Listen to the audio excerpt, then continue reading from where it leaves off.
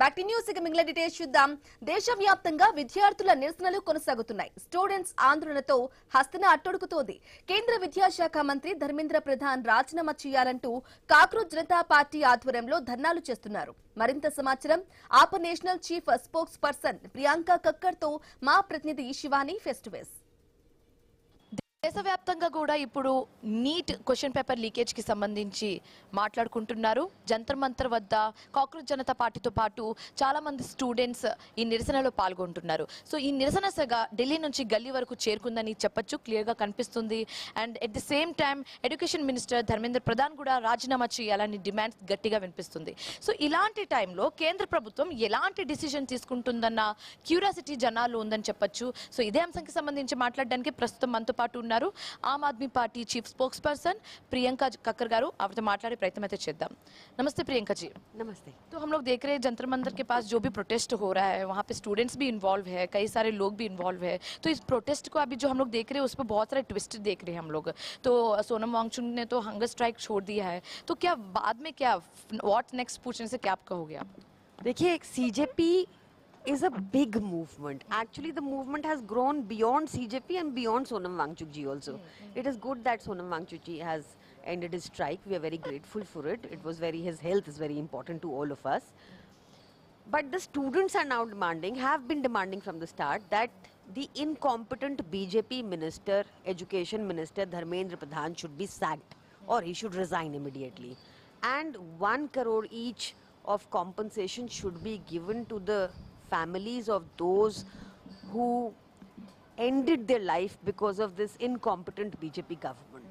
So until those demands are met, the CJP has very clearly said that the protest will continue. Okay. So parliament जो भी चर्चा है वो पूरा session भी सस्पेंड होकर आ रहे हैं 4 दिन से जो देख रहे हैं हम लोग. अगर ये ऐसे ही चलता रहेगा तो क्या ये पार्लियामेंट सेशन में एक भी बिल पास होना नामुमकिन हो जाएगा क्या?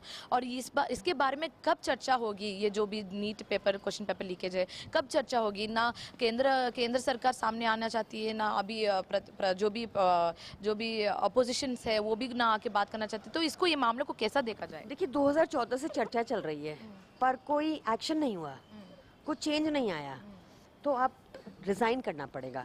2024 में इन्हीं इनकॉम्पिटेंट धर्मेंद्र प्रधान ने कहा था कि कोई नीट पेपर लीक ही नहीं हुआ, ये मुकर ही गए थे. और अभी कह रहे कि बस 2-3 क्वेश्चन से लीक हुए. हाँ, अभी कह रहे 2-3 क्वेश्चन लीक हुए और उसके बाद जो रिजल्ट आया, आप सोचिए कि नीट दोबारा कराया पूरी एयरफोर्स को लगाकर, और उसके बाद जो रिजल्ट आया, रिजल्ट में भी धांधली है, रिजल्ट में भी गड़बड़ियां हैं.